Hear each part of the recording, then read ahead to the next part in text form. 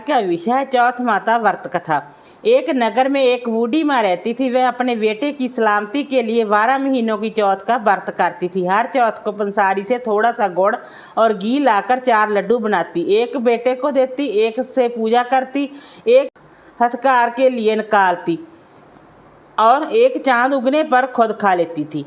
एक बार उसका बेटा ताई से मिलने गया। ताई ने वैशाखी चौथ का व्रत रखा था। ताई से पूछा, माँ तो 12 चौथ व्रत करती है। ताई बोली, तेरी माँ तेरी कमाई से तेरे माल खाने के लिए 12 चौथ व्रत करती है। तू परदेश जाए तो वह एक भी चौथ नहीं करेगी। लड़के को लगा ताई सच कह रही है। घर आकर माँ से कहा, माँ परदेश जा रहा हूँ, जहाँ तो मेरी कमाई खाने पीने में ही उड़ा देती हैं। माँ ने समझाकर रोकना चाहा पर बेटा नहीं माना। माँ ने उसे साथ ले जाने के लिए चौथ माता के आंखें दिए और कहा, मुसीबत में जे आंखें तेरी मदद करेंगे। वह आंखें लेकर रवाना होगा। घूमते हुए एक नगर में पहुंचा। उसने देखा एक बूढ़ी माँ रोती जा रही थी और पुआ बनाते जा रही थी।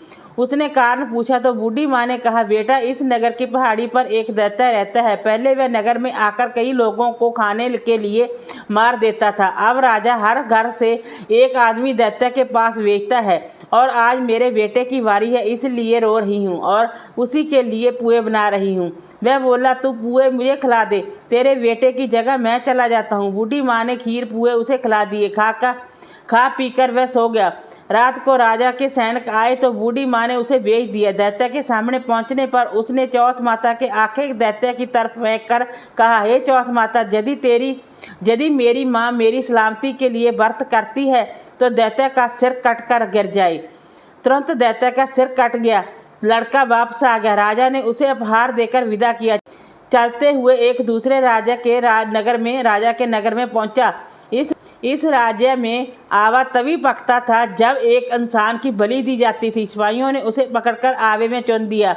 लड़के ने आंखें आवे में डाले और कहा, हे चौथ माता, यदि मेरी माँ मेरे लिए व्रत करती है तो आवा मेरी बलि लिए बिना ही चट से पक जाए। आवा तुरंत पक गया। आवे में से मिट्टी की जगह सोना चांदी के बर्तन निकले। अंदर से लड़का बोला, बर्तन धीरे धीरे निकालना, मुझे लग नहीं जाए। राजा ने उसे निकलवाया और पूछा, इस आवे से तुम बच कैसे गए? लड़के ने बताया कि उसकी माँ चौथ माता का व्रत करती है, व्रत के कारण ही वह बच पाया। राजा को विश्वास नहीं हुआ।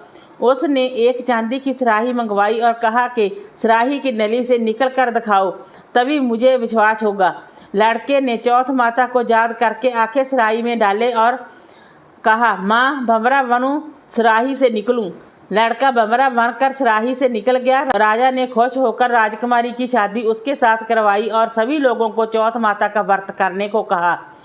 उसे माँ की याद आई। उसने राजा के पास जाकर खुद के नगर जाने की इच्छा जाहिर की। राजा ने रथ, घोड़ा, हाथी और खूब सारा धन भेज देकर उन्हें विदा किया। चौथ के दिन अपने नगर पहुंचा। वह अकेला पंसारी के जहां माँ का इंतजार करने लगा।